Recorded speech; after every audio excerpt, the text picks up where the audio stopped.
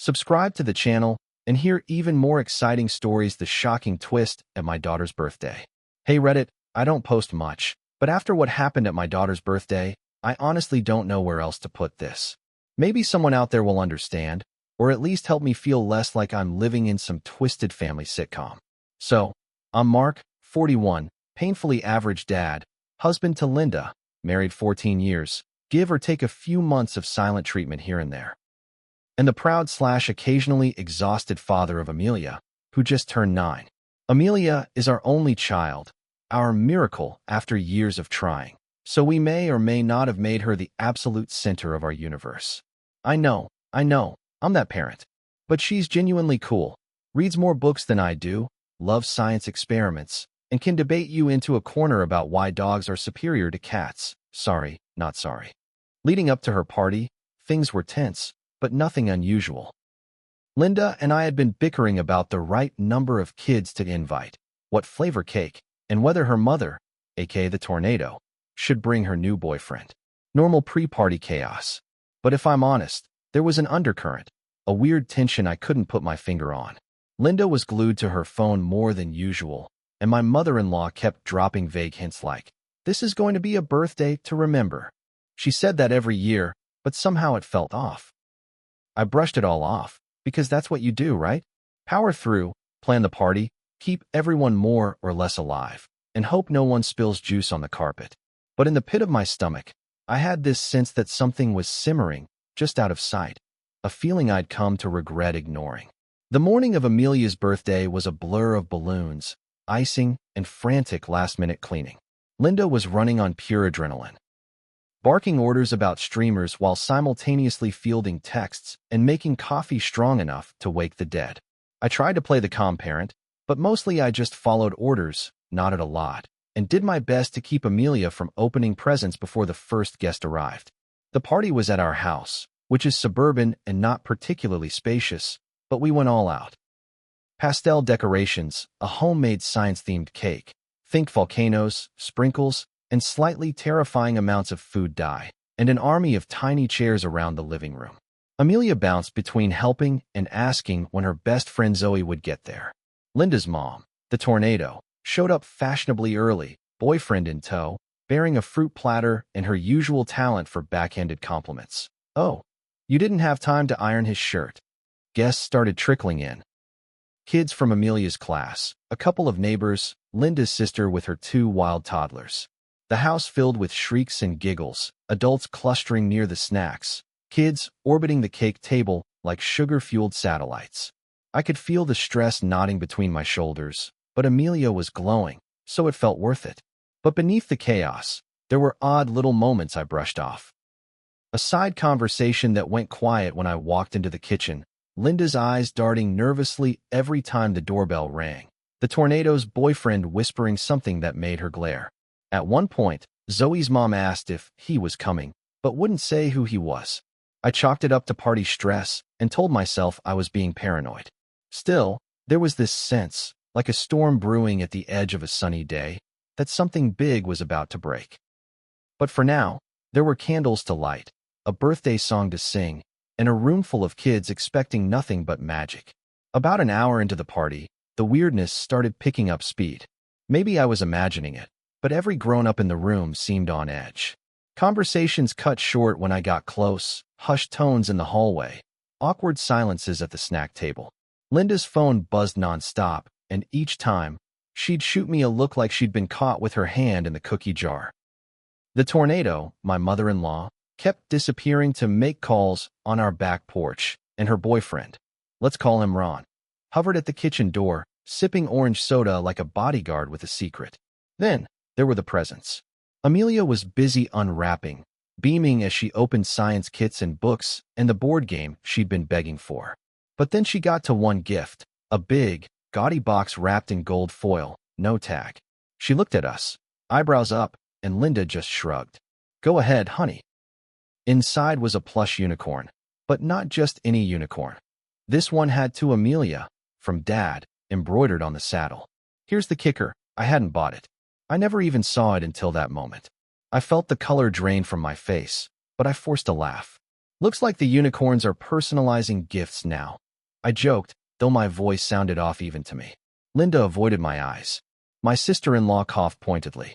The tornado said, "How thoughtful," with a smile that didn't reach her eyes. I glanced around, searching for answers in faces that all seemed to know something I didn't. Even Amelia sensed it. She just hugged the toy, looking up at me like she was waiting for me to explain. It felt like the air was thick with secrets. Every time the doorbell rang, my heart thudded. I caught snippets of conversation. I just didn't think he'd actually show. And do you think she knows? The pit in my stomach from earlier? It was back, full force. I kept telling myself I was overreacting, but it was like everyone but me had read the script for today, and the third act was about to begin. Then came the moment. The doorbell rang, again, and the room seemed to freeze. The kids barely noticed, too busy with frosting and games, but every adult suddenly went silent. Linda's hand trembled on her coffee cup. The tornado's boyfriend muttered, "Here we go," under his breath. I opened the door expecting maybe a late parent or a neighbor with noise complaints. Instead, I found myself face to face with someone I hadn't seen in nearly a decade, Linda's ex-husband, Scott. I'd only ever heard about him in passing and always in the kind of vague, bitter tones people reserve for dental surgery or tax season. Now here he was, in my doorway, holding a gift bag and wearing an expression that somehow managed to be apologetic and smug at the same time. I must have just stood there, mouth open, because Linda rushed over and started speaking in that too bright voice she uses when she's nervous. "Oh, Scott, you made it." She turned to me, all smiles and wide eyes. "Mark, you remember Scott. He wanted to stop by to wish Amelia a happy birthday. Isn't that nice?" Nice. I was so stunned I almost laughed. Amelia, curious, wandered over and peered around me. "Who's that?" she asked, clutching the unicorn. Scott knelt down, smiling gently. "Hi, Amelia. Well, I'm a friend of your mom's." He handed her the gift bag. She took it politely, still clinging to the unicorn like a life preserver. The room felt like it was holding its breath. Linda's mom was glaring daggers at Scott. Ron looked ready to intervene, and I just stood there, trying to process what the hell was happening. My mind raced. If Scott bought the unicorn, why did it say from Dad? Did Amelia know him? Had Linda been talking to him behind my back? Before I could speak, the tornado, never one for subtlety, burst out. "So, are you finally going to tell him, Linda?" The silence was deafening. All eyes turned to us. And that's when I realized, the party, the tension, the weird gift, none of it was accidental. Everything I thought I knew about my family was about to change, and there was no way to put this genie back in the bottle. For a second, I was sure I'd misheard. Linda's mom's words, "So, are you finally going to tell him?" hung in the air like the echo after a gunshot. Every parent in the room seemed to shrink away, suddenly fascinated by chips and juice boxes. The kids, thank God, were oblivious, already crowding around Amelia's new gifts. Amelia herself looked from me to Linda, then to Scott, picking up on the tension in that uncanny way kids do. Linda's face went pale. She opened her mouth, closed it, then opened it again. "Mark, can we talk in the kitchen?" Her voice was tight, clipped, nothing like the woman who'd been singing Happy Birthday half an hour earlier. We left the chaos of the living room. Awkwardly, quietly, with every adult pretending not to listen. I could feel their eyes burning holes in my back. In the kitchen, Linda started to speak, but I cut her off. "Just tell me, is Scott, did he buy the unicorn? What's going on?" My heart hammered in my chest, my mind racing through 1,000 impossible scenarios. For a moment, Linda just stared at the tiled floor. Finally, she nodded, her voice barely a whisper. "Scott is Amelia's biological father." It was like someone had kicked out the floor from under me. For 9 years, I believed Amelia was mine, my daughter in every way that mattered. I remembered the night she was born, the hours at her bedside in the hospital, the lullabies, the bedtime stories, the scraped knees, the lost teeth. I thought of every little moment, suddenly reframed. I wanted to yell. I wanted to collapse. Instead, I just stood there, hands clenched, barely breathing. "Why?" was all I managed. Linda started to cry. "I was scared. I thought I'd lose you both. I never wanted to hurt you, Mark. But when Scott called last month and said he wanted to meet her, I panicked. I couldn't keep it a secret anymore. Her words sounded rehearsed, exhausted, almost as if she'd said them 100 times in her head, but never out loud. Somehow, the noise of the party felt impossibly distant, like it belonged to another world. In that moment, I wasn't just angry, I was lost. Everything felt broken, and I didn't know how I'd ever put it back together. It's strange how quickly shock can turn to fury. I didn't even realize I was shouting until I saw Amelia's face peeking around the kitchen door, her unicorn clutched tight to her chest. The words came pouring out, loud, messy, unfiltered. "You lied to me, Linda, for 9 years." The dam had finally broken, and every bottled-up fear, every moment of doubt or guilt or second-guessing exploded out into the open. Linda just cried harder, apologizing in 1,000 different ways that didn't make it better. I felt my hands trembling as I tried to keep from saying something I'd regret, but I couldn't stop myself. Did everyone know but me? Was I just the idiot at the center of the circus? From the living room, the tornado answered before Linda could.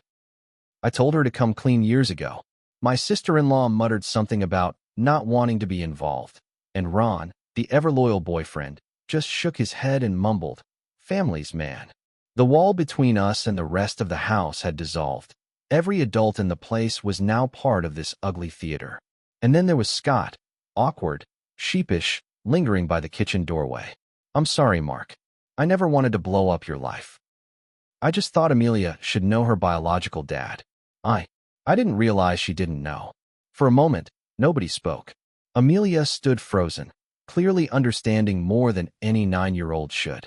I realized, with a sick twist in my stomach, that no matter how much I was hurting, she would be hurt the most. Linda reached for me, but I stepped back. "You should have told me. We could have figured this out together. You took that from me. From all of us." There was a long, heavy silence. The guests, somehow still there, probably because leaving would have felt like trespassing, started gathering their kids and making polite, awkward excuses to go. The party was officially over, but the mess was just beginning. In that sunlit, balloon-filled kitchen, with birthday streamers drooping like wet flags, our family history rewrote itself in front of everyone.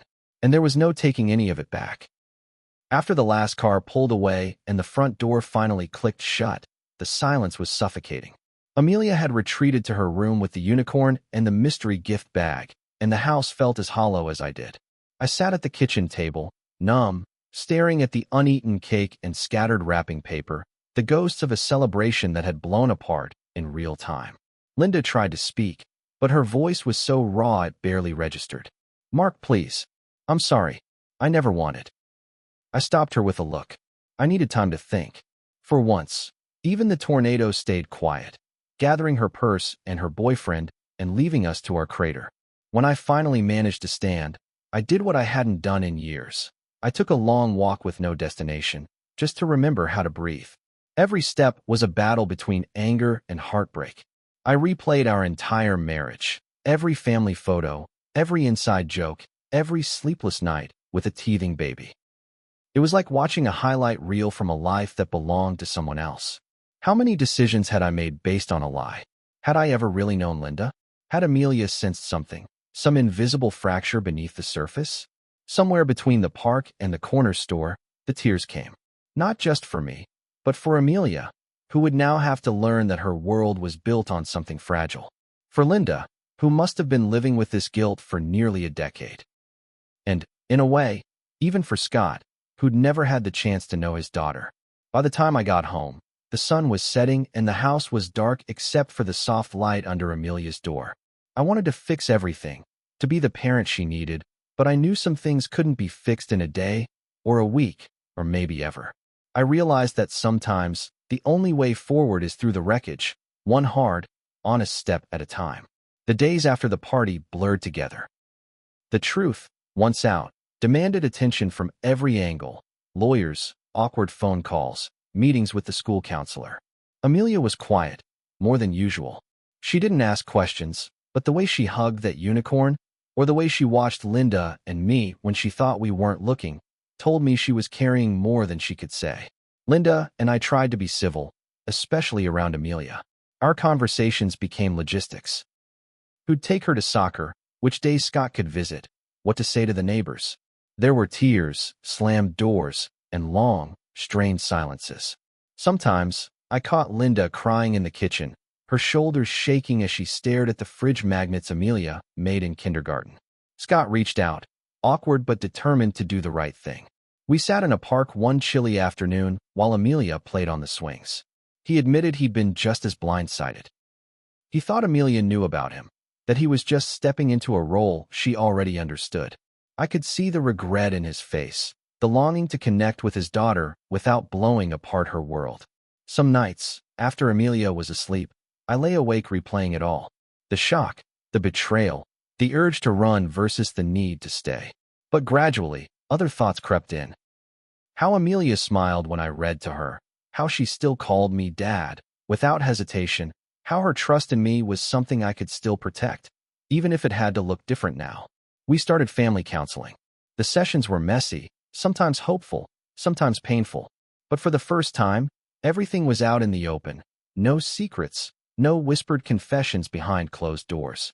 Amelia drew pictures of all of us together. Me, Linda, Scott, even the unicorn.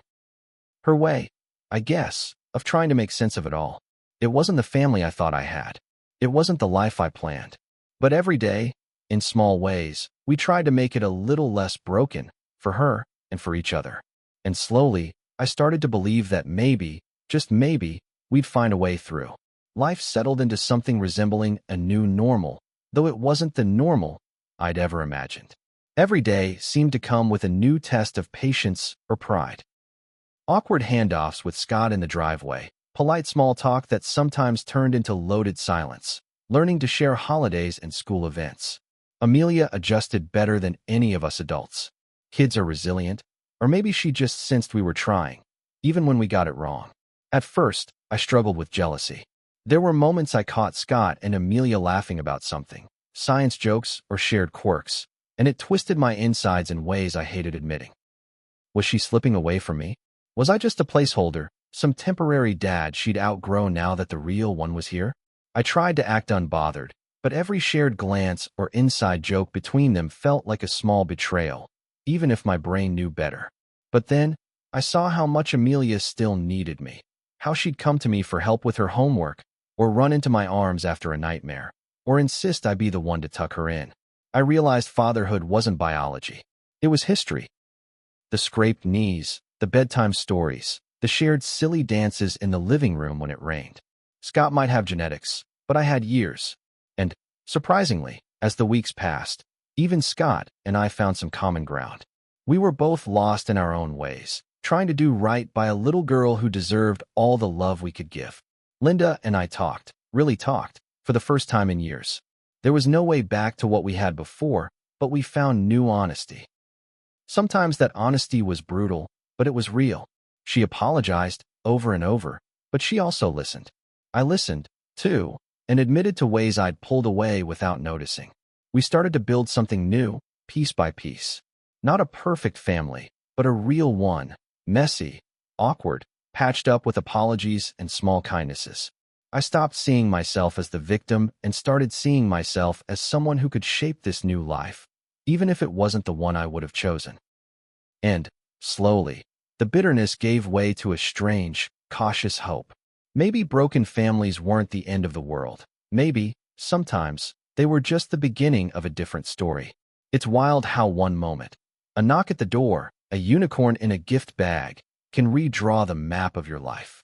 I still have days where the hurt catches me off guard, when a photo on the fridge or a joke at dinner pulls me back to what I thought was true. But most days, I see how far we've come. Amelia is thriving, even with 2 dads and all the awkward family meetings. Linda and I are still figuring things out, but there's a new kind of trust, less blind, more honest. If you're reading this and feeling like your family is splintering, I hope my story gives you some hope. Secrets don't protect us. They just build walls that someone eventually crashes through. The truth, as brutal as it was, set us on a path to something more genuine. I wish I'd trusted my instincts sooner, asked harder questions, been braver about facing uncomfortable answers. But I'm proud of how we've started to rebuild, even if the foundation is messier than I'd ever planned. So here's my advice. Don't be afraid of the ugly truth. Lean into it, Cry about it. Rage about it if you need to. But then get up and do the work. Talk, listen, apologize, forgive, and show up, especially for your kids. Perfection isn't the point. Love is. Sometimes families don't look like the pictures in the catalogs. Sometimes they look like patched up quilts, imperfect, but warm and stitched together with stubborn hope. If you made it this far, thanks for reading my mess. If you're in the middle of your own, hang on. The story isn't over.